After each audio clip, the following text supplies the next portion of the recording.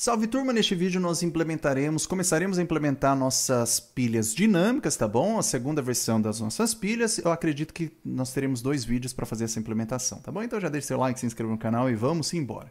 Muito bem, nos vídeos passados nós vimos que uma pilha dinâmica é uma pilha que é implementada, né, com uma lista encadeada. E você pode escolher a versão da lista, né, a variação da lista, a variante da lista que você quiser. Nesse caso aqui eu estou escolhendo uma lista duplamente encadeada. Então você pode implementar uma pilha dinâmica com essa ideia aqui de ter uma lista duplamente encadeada, né? E assim você vai empilhando seus elementos, empilhando e desempilhando.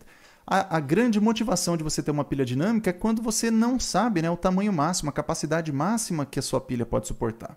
Porque nas pilhas estáticas que nós vimos nos vídeos passados, que usam um vetor para representar a pilha, nós temos que passar uma capacidade máxima, né, que é o tamanho máximo do vetor, ou seja, o número máximo de elementos que a sua pilha pode ter. No caso, se você não sabe isso, ou se esse número pode ser totalmente arbitrário, você pode usar aqui, então, uma pilha dinâmica como uma opção, uma alternativa às pilhas estáticas, tá bom? Então, no caso aqui da nossa pilha dinâmica, nós não temos esse problema de capacidade. Você pode colocar quantos elementos você quiser aqui, em teoria, né? Obviamente você não vai colocar infinitos elementos, mas essa é a ideia é que você não precisa se preocupar com a capacidade máxima da tua pilha. Então, nós temos as mesmas 3 funções de manipulação aqui, né? Que se você quiser empilhar um dado valor y na nossa pilha, o que vai ser? Basta que você agora, nós não temos mais aquele atributo top, né? Que vai guardar o índice do topo da pilha, nós não temos, porque nós não temos mais agora índices, né? O que nós temos é que o nosso topo da pilha, né? Como é uma lista duplamente cadeada, o nosso topo da pilha é esse ponteiro end, né? O ponteiro para o nó final da nossa pilha, que nós implementamos, né, quando vimos listas duplamente encadeadas. Então, para adicionar um novo nó, adicionar um novo elemento, né, na pilha, ou empilhar, né, fazer um push, né, de um elemento, empilhar um elemento na nossa pilha dinâmica, basta que a gente pegue essa nossa lista duplamente encadeada e insira um valor aqui no final, né? Então, a gente inseria aqui um valor, por exemplo, 40 aqui no final. Então, é isso que a gente faria, né? E aqui atualizaria o end, né? Então, essa seria a ação que a gente teria que fazer.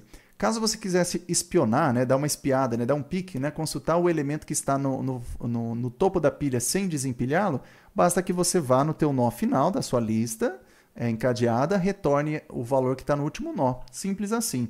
E caso você queira desempilhar um elemento da sua pilha dinâmica, você retorna então o valor do último nó e você faz uma remoção do nó final da tua lista encadeada, né? Então você voltaria até esse cenário aqui. Então note que essas funções aqui, né, no caso de pilha dinâmica, é um subconjunto das nossas listas encadeadas, né? Porque agora o que nós disponibilizaremos para o usuário usar é simplesmente a função de inserir no final da nossa lista, né, encadeada e remover do final, né? Que nós nem fizemos uma função de remoção no final, né? O que nós fizemos nos vídeos foi uma função que buscava um elemento para remover. Então nós teremos que fazer esse caso também. Mas veja que é muito simples, nós vamos disponibilizar essas 3 funções que é apenas um subconjunto das nossas listas duplamente encadeadas, né? Então é mais simples, é mais fácil. Muito bem, vamos criar aqui então o nosso tipo abstrato de dados. Deixa eu mostrar aqui para vocês, eu já fiz algumas coisas. Então eu estou aqui dentro do repositório dos nossos códigos, dentro da pasta de pilhas, no caso a subpasta dinâmicas, eu criei uma parte 1 e eu tenho a nossa libed. E essa libed, pessoal, ela é uma cópia dos últimos códigos que nós fizemos nas nossas pilhas estáticas. Então, essa nossa libed, ela é a libed feita no último vídeo, né? Que é o código da parte 2 das pilhas estáticas, tá bom? Então, só para mostrar para vocês qual que é o código base que eu estou partindo. Então, vamos lá. Eu já fiz algumas coisas que eu vou mostrar para vocês aqui. Então, para criar esse tipo abstrato de dados, eu criei o arquivo de cabeçalho aqui, include. Eu criei o arquivo stack. Então, eu estou chamando de simplesmente pilha, né? Stack, uma pilha dinâmica. Tá bom? Não estou colocando dynamic stack, estou só chamando de stack. Então, eu criei um stack.h aqui no nosso include, que seria o nosso arquivo de header, né? Nossas assinaturas, nossos cabeçalhos. Eu criei o arquivo de implementação stack.c dentro do source. O que eu fiz aqui foi um copy-paste do arquivo staticstack.h, né? Da nossa pilha estática, e eu mudei aqui algumas coisas, né? Tem até que algumas coisas para mudar que eu ainda não mudei aqui, né? Ó, uma coisa que eu tenho que mudar aqui, está feita a cópia, está incompleta. Então, nós temos aqui, ó, que era static stack, né? Aqui tem que virar apenas stack, que é o nosso namespace. E agora é basicamente uma cópia, só que veja, a nossa criação, nós não precisamos passar mais o tamanho máximo. Nós temos o destroy, temos se a função está vazia, não temos mais não temos mais a função se a nossa pilha está cheia, né? Porque nós não temos mais esse conceito de cheio numa lista, usando listas, né? Não temos essa capacidade máxima atingida, então está de fora. Tem aqui o nosso size que nós vamos fazer, tem o push, o pick, o pop e o print. Então agora sim está certo, então note que eu só troquei aqui o tipo, né? Ao invés de ser static stack, agora eu tenho apenas stack aqui. Então eu fiz essa mudança aqui no nosso stack.h, nesse nosso arquivo de cabeçalhos. Então, feito isso, ó, agora no nosso arquivo de implementação, né? Então, só para ficar claro, eu troquei só o tipo, né, de static stack para só stack e fiz algumas alterações aqui nas nossas funções que eu vou mostrar em mais detalhes já já. Aqui no nosso arquivo de implementação stack.c, eu só incluí então o nosso arquivo de cabeçalhos. E a partir de agora a gente tem que fazer a implementação, né? A definição da estrutura de pilha dinâmica e a implementação das funções. Vamos começar então com a definição aqui da nossa pilha dinâmica, né? Que é implementado com uma lista encadeada. No caso aqui uma lista duplamente cadeada. E nós temos duas alternativas aqui, pessoal, que eu vou mostrar para vocês agora. Então, veja bem, ó, nós temos aqui nós temos uma implementação mais rápida, que é o que nós vamos utilizar, e uma um pouquinho mais trabalhosa, que eu vou mostrar as duas para vocês. A nossa pilha, então, é basicamente uma lista duplamente cadeada, onde a gente vai deixar disponível apenas algumas funções, né? Um subconjunto de funções da lista duplamente cadeada. Mas veja que nós já temos essa função aqui, essa estrutura, nós temos já implementada, né? Nós aqui no nosso curso, nós já implementamos um tipo abstrato de dados para uma lista duplamente cadeada que nós chamamos de list, né? Então nós fizemos. Se você é novo aqui no canal, acesse aqui a playlist de vídeos, né, do curso e procure lá listas duplamente encadeadas. Tem uma sequência de uns 10 vídeos onde eu faço toda a implementação de uma lista duplamente cadeada, definição e várias funções. Então dê uma olhada lá se você está um pouquinho perdido, né? Então nós já temos essa estrutura aqui pronta, né?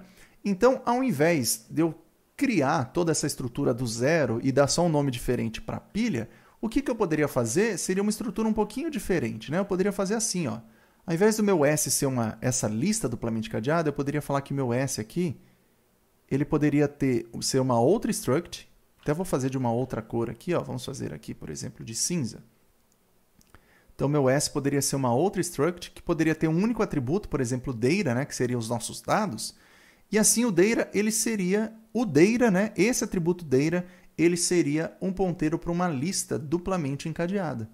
Então, eu poderia ter esse cenário aqui. Ó. Isso aqui é uma list. E o meu data seria aqui seria um list pointer. E o meu S seria um stack pointer. Um ponteiro para stack. Então, note que a gente pode já usar essa estrutura aqui de lista. Nós não precisamos copiar, né, refazer tudo isso aqui do zero para ter, né? Então a gente pode fazer dessa forma, né? Então o que eu quero dizer é que aqui no nosso código eu posso aqui simplesmente fazer o seguinte, ó, eu ter um atributo data que vai ser uma lista para nós. Só que eu note que a nossa lista aqui, ó, ele não conhece esse tipo abstrato de dados, né? Porque eu estou aqui no stack.c, ele não conhece. O que eu preciso fazer? Eu preciso incluir o arquivo de cabeçalhos da nossa lista, né? Então, da nossa lista duplamente cadeada. Então, aqui no nosso stack.c, eu estou incluindo esse arquivo list.h. Então, eu estou incluindo todas essas definições, essas assinaturas. Então, aqui no nosso list.h, ele fala que existe um tipo chamado list. Como ele foi definido e implementado, a gente não sabe, né? O arquivo stack.c, ele não sabe como esse tipo list foi implementado. Ele só sabe que existe e existem essas funções aqui atualmente para manipulação desses dados que estão na lista. Então, é basicamente isso que o stack tem à disposição. O stack aqui, ele não tem à disposição, o stack.c, ele não tem à disposição o acesso às estruturas, né? Como foi definido o list, nossa estrutura de list. Então, por exemplo, aqui eu estou no nosso list.c, que é o arquivo de implementação do nosso list.h. Então, por exemplo, aqui nós temos a estrutura de lista, né? De lista duplamente cadeada.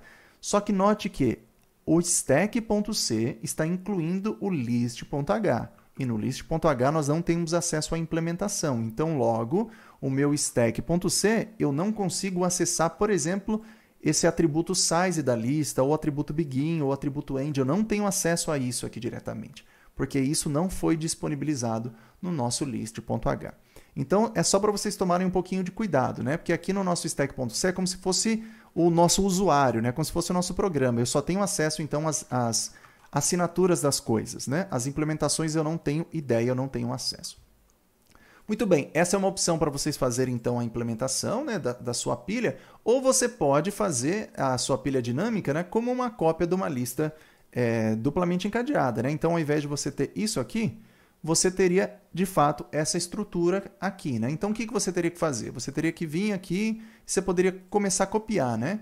Então, eu viria aqui, olha, não vou usar mais dessa forma, o que eu vou fazer vai ser o seguinte, ó, eu vou ter uma cópia aqui da nossa lista duplamente encadeada, então eu vou chamar aqui, eu vou ter um nó que eu vou chamar de static node, né? Só para ter um outro nome, então eu vou ter um static node aqui, então vai ser um nó, não é static, né? Perdão, vou ter um stack node, né? Um nó de uma pilha. Então, vai ter essa cara aqui, eu poderia chamar aqui de stack node, né? Um nó de uma pilha. Aí aqui eu poderia ter só o nosso stack, né? E aqui eu poderia ter o nosso stack. Você estaria, tá vendo o que eu estou fazendo? Eu copiei a estrutura, né? Então aqui seria o nosso stack node. Eu copiei a estrutura das definições, da implementação da nossa lista duplamente cadeada, eu copiei aqui e dei um outro nome. Você poderia fazer dessa maneira, de modo que todas as funções de inserção e tudo mais, você faria uma cópia e só alteraria o nome do tipo, né? Você poderia fazer isso. A vantagem de fazer desse jeito é que você teria um código, no caso o stack, ele é autocontido, né? Ele não depende de nenhum outro código, nenhum outro arquivo, né? Então você faria ele autocontido. A desvantagem é que você está replicando muito código. Então, como você já implementou todas essas definições, todas essas funções em um outro arquivo, né? No caso list.h e list.c, por que não utilizá-los, né? Essa é a grande vantagem de você fazer uma biblioteca de códigos. Você vai reaproveitar funções, reaproveitar códigos que você já fez, ao invés de ter que ficar dando um copy-paste e fazendo essa replicação. Então, novamente, essa estrutura aqui é interessante se você tem algum motivo de deixar esse código autocontido. Então, o nosso stack não dependeria de nenhum código da nossa biblioteca, só que tem a desvantagem que a gente estaria replicando o código, dando muito copy-paste, né? Sendo que esse código já foi feito antes. E, por outro lado, você pode adotar essa versão aqui, né, de usar uma lista, né? Então, a gente teria o nosso data aqui. Só que agora, né, qual que é a vantagem? A vantagem é que a gente não replicaria código, né? A gente já teria esse código pronto. A desvantagem, que para mim não é muito desvantagem, é que você dependeria de um outro código já implementado. Mas para mim isso não é muito desvantagem, porque a gente está trabalhando tudo num ecossistema aqui de listas, tá? Ou de estruturas de dados, tá bom? Então, eu vou adotar essa estrutura aqui para vocês, tá bom? Essa estrutura aqui com vocês, porque eu acho mais clara, mais limpa. Então, muito bem. Nós fizemos, então, a nossa declaração aqui. Vamos agora fazer a implementação de algumas funções, né? Então, o que nós queremos? Nós vamos fazer, então, a criação e o destroy, né? Então, vamos criar aqui, vamos alocar, né? Fazer a criação da nossa pilha dinâmica. E depois a gente faz a destruição, né? A desalocação. Então, deixa eu fazer alguns desenhos aqui para ficar claro, né? Na hora de criar a nossa pilha dinâmica, o que nós teremos, né? A nossa ideia é que vai ser o seguinte, né? Deixa eu até fazer de uma outra cor aqui, ó. Eu vou ter, então, uma pilha S, que vai ser, por sua vez, vai ter um data, né? Esse data é um atributo que ele é um ponteiro para uma lista duplamente encadeada, e na hora que ela for vazia, né? O que eu quero criar aqui é o seguinte, ó. Eu quero criar essa estrutura. Durante a criação, a minha lista ela vai estar vazia, né? A minha pilha estará vazia durante a criação, né? Então, se a minha pilha está vazia, significa que a lista que a representa também estará vazia. Então, esse será o cenário que eu espero, né? Nosso begin aqui, tudo apontando para nulo e o size 0, né? Mas note, pessoal, que durante a criação, né, note que no nosso arquivo stack.c nós não temos acesso ao campo end, begin, size, não temos. Só que olha só que interessante, nós temos no nosso list.h uma função de criação, né, de alocação da nossa lista duplamente encadeada. Então a gente pode usar essa função já pronta. Então olha só o que nós vamos fazer. Aqui no nosso stack create, o que eu vou fazer vai ser o seguinte, eu vou criar então um ponteiro S, né, que vai ser a nossa pilha dinâmica. Então eu vou fazer o seguinte, eu vou dar um calloc de 1, size of stack, então eu vou fazer isso aqui, e já vou retornar para nós o S aqui. O calloc, ele tem que ele tá no stdlib, né? Então a gente vai precisar adicionar aqui o stdlib, vamos dar um include aqui no stdlib.h, e também o stdio, que muito provavelmente a gente vai fazer alguma impressão em algum momento. Então, a nossa criação ela vai ter duas etapas. Ó, inicialmente, a gente nessa linha 15, nós estamos criando, deixa eu colocar aqui do lado.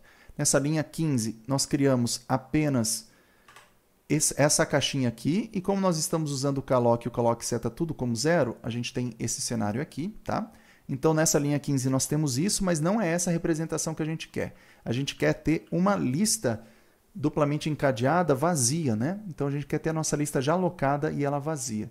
Então, basta que a gente faça o seguinte, ó. Basta que a gente faça aqui ó, nosso atributo data, que é a nossa lista. Eu quero alocar, né, essa lista vazia, né? Eu quero criar as coisas, né? Então, basta que eu chame a função listCreate. Então, a gente tem essa função listCreate que vai fazer essa alocação com essa cara aqui para nós.